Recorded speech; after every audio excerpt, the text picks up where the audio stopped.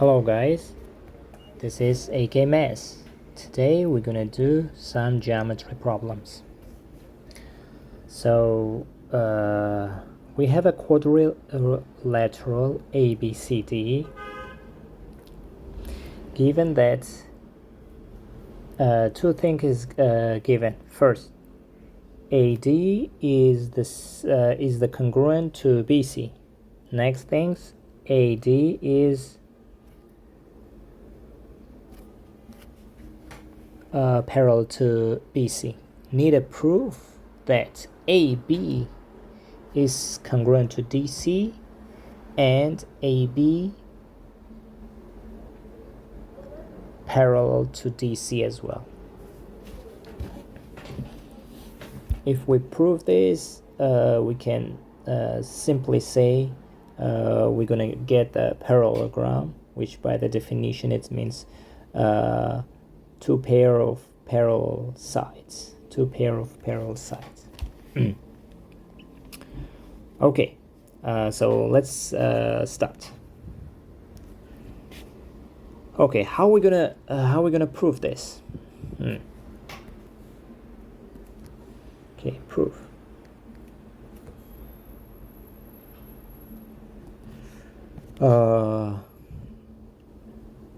Okay, one thing we know about parallel lines and transversal lines. Okay, that's a good thing. If we know that if we have any parallel lines and any transversal lines, two lines that is parallel with each other, and there is one transversal lines, we have a lot of properties here, like internal, alternative internal, internal angles, interior angles, and exterior angles.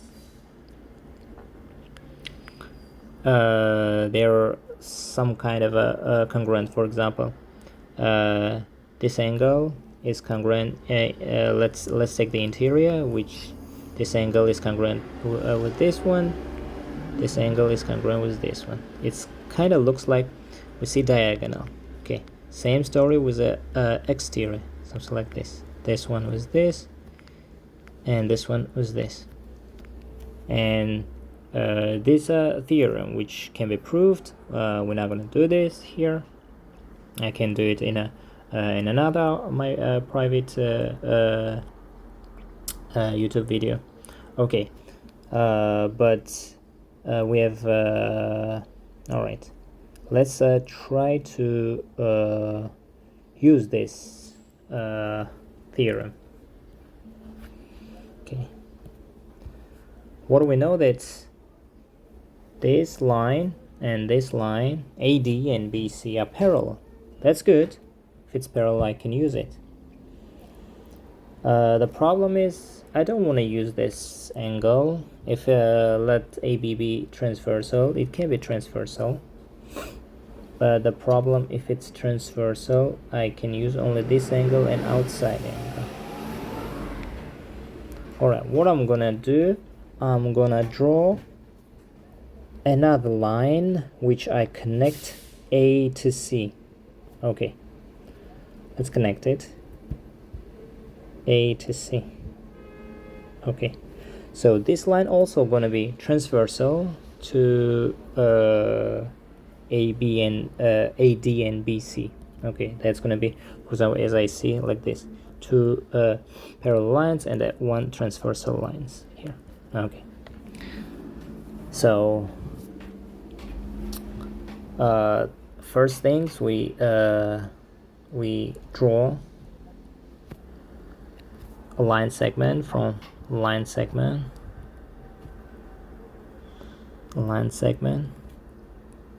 from A to C.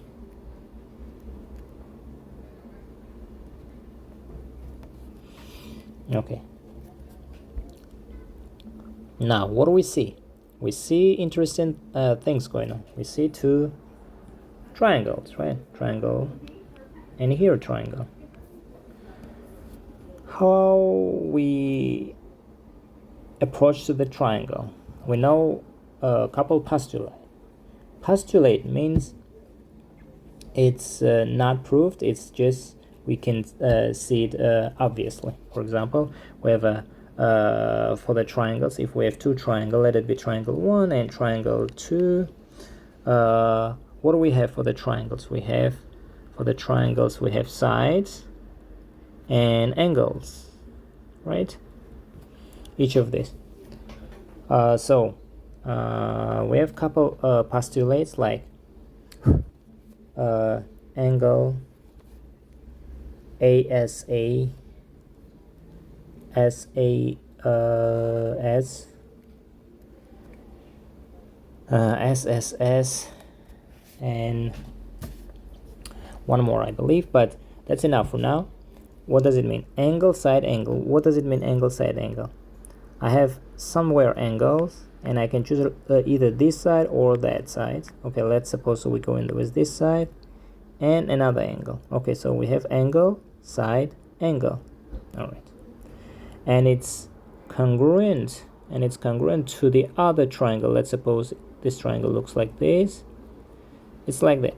Then what do we can say? We can say from this just obvious postulate that if I a little bit turn it and bring it inside, it's gonna be the same. It's gonna be the same, which they are congruent. All right. It's a pretty powerful postulates used to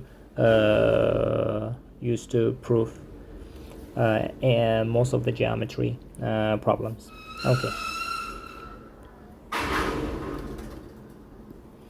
Okay, let's try to use one of these. Okay. What do we know? Okay, we know that let it be this angle. Okay, so whenever we say the angle, either we mark with them with some kind of any other letters, let it be alpha, beta, gamma, or we can just go with a vertex points. Okay, for example, let's go. What is DAC equal? DAC is this angle, right? Right over here. Okay, this angle, we see that it's congruent to this angle. Okay. Okay, let's write down. Okay, we see first we have two triangles, triangle 1, triangle ADC, let it be ADC, and we have triangle ABC, and we have triangle ABC. Okay, what we can say about here? We can say that angle CDA, doesn't matter how you go it. All right, let's go with this DAC, angle DAC is congruent to angle BCA. Okay, BCA, angle BCA, angle BCA by what? By alternating interior, because it's between inside angle. All right, inside angle. So by alternating interior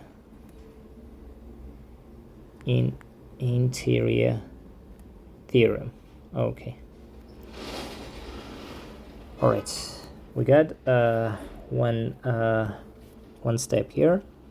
Okay, good. So we can use either that one, either this one, because we have one angles. But for the using the first postulate ASA, we need another angle. It's kind of difficult to work with the other angles, because for these angles to be true, I need this to be parallel, but this is, I need to prove it.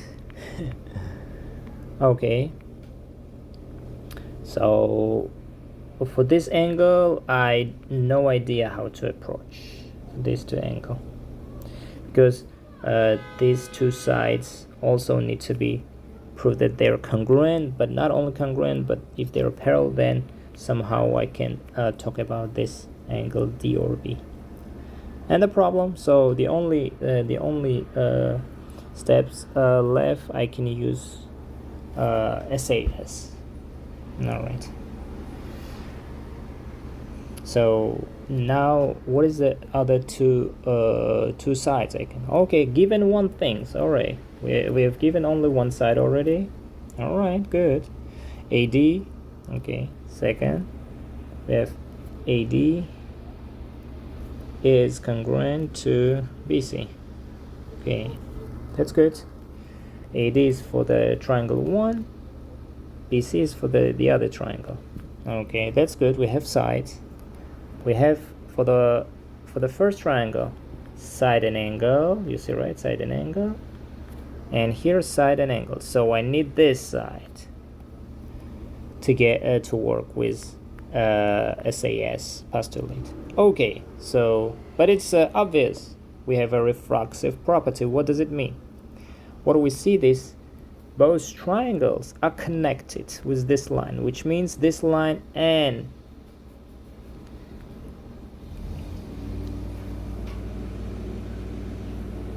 belongs to the first triangle and belongs to the other one. So we can say that here that AC is congruent. Give me one sec. Here when we set AD congruent to BC, just by given here we can say it's given. And for the third step, AC is congruent to AC itself by what? By reflexive. Reflexive property means itself, by reflexive.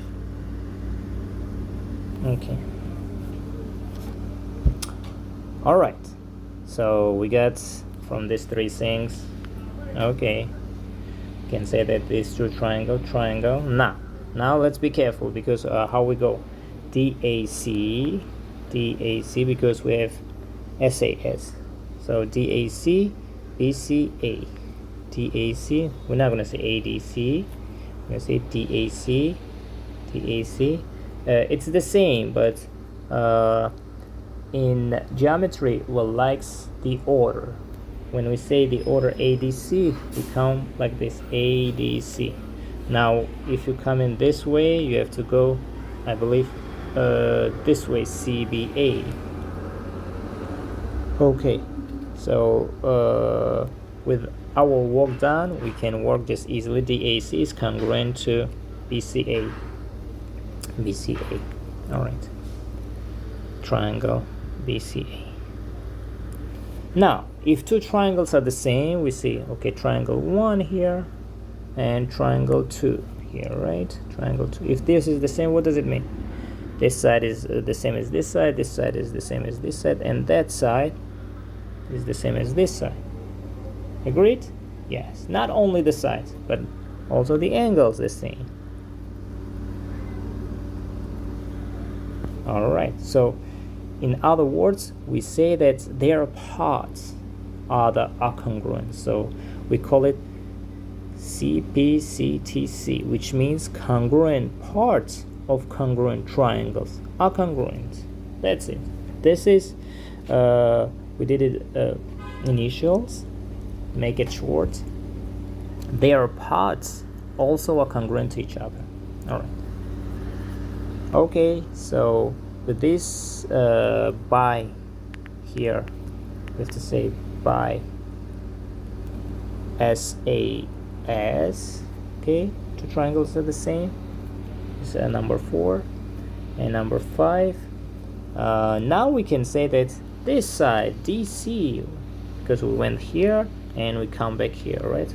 Come back. All right, DC, we went I believe BCA and come back to AB. So AB is congruent to DC. Nice. Okay, AB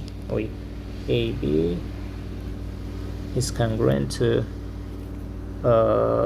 CD. All right, AB is congruent to CD.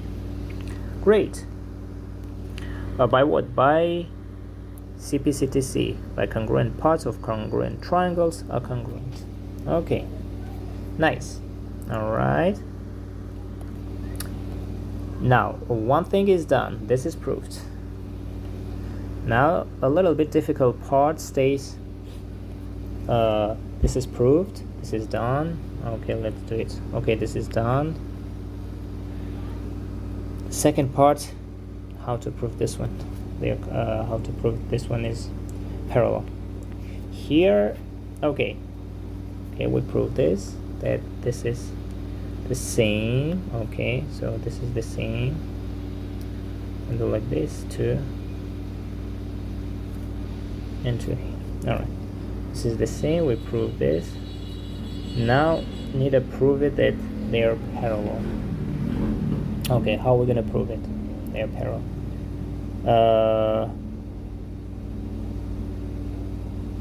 Okay, there's a good things in geometry. We call it a rotation. So there is one thing, transformation. What kind of transformation doesn't change the parameters of triangles? Whenever we say the parameters, we mean side, angle, area. Yep. So what kind of transformation? First things, let's see this triangle. If it's moved up and down, right to left, as we see, it doesn't change. Okay, it doesn't change. Good. One is translation. The second one, we do reflection. If it's reflect over, let it be y-axis, let it be x-axis. If it reflects here, it becomes something like this, right? So it doesn't, the second transformation, it's reflection. It doesn't change. So this rigid motion stays the same.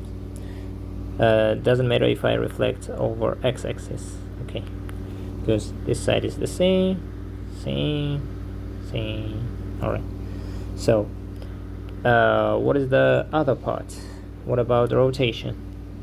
Let's just take this one and rotate here and rotate here, just a little bit by any degree, a little bit here.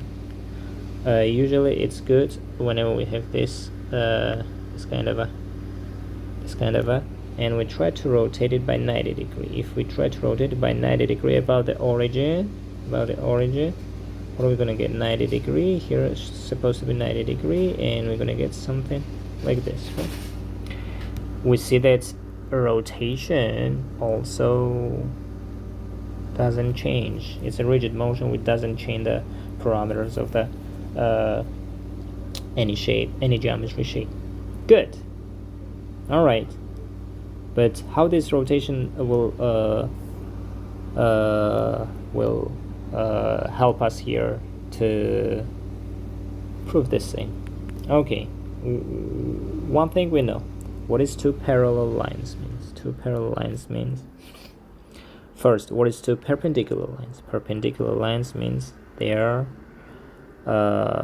two lines are cut by the angle. Their angle is 90 degrees, right? But whenever we say it's parallel, we can bring this parallel lines to the other one top. We see that the straight line is 180 degree. Oh, that's good stuff. When we try to rotate by 180 degree, we're gonna get parallel lines. This is a good thing. All right, let's try to rotate. The last things, rotation. Things, it's easy to see if you just take this.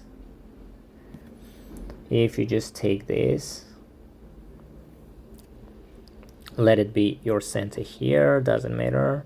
Okay, let it be your center here. Okay, doesn't matter. Okay, if you try, I'm gonna take it and I'm gonna start to rotate. See, and once I rotate it, I can to do shift up and right, and it's gonna be the same. So by rigid motions, we got that these two lines can be parallel. Okay. This is good things by rotation of 180 degree and translation. Okay, just by rotation, that's it here, by rotation 180 degree. Okay, here automatically it's gonna be the same things, because what do we know? The angles must be go to the angles.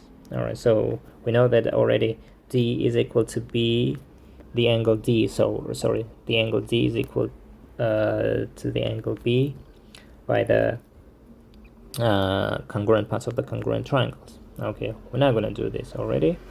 Okay, so we have this, we have sides, and okay, let it be this angle a little bit. Let's work with the angles. Okay, okay, right, this angle is the same as that angle, and of course this one is gonna be the same as this one. So once we rotate by 180 degree, by rotation, or we could say just by rotation and rigid motion, by rotation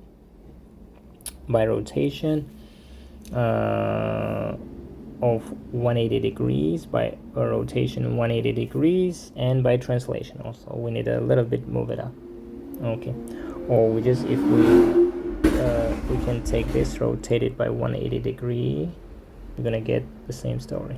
Okay, so we can say either by rotation and by transformation. Okay, so AB is parallel to CD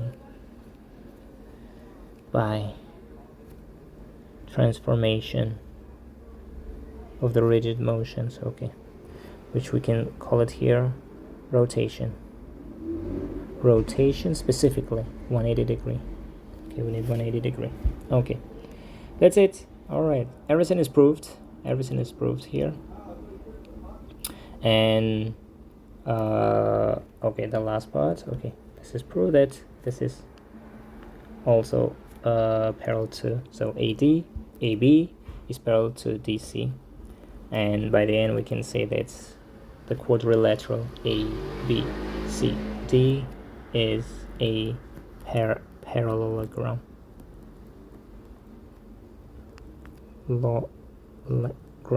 Okay, so which means pair of two opposite sides are parallel. Okay.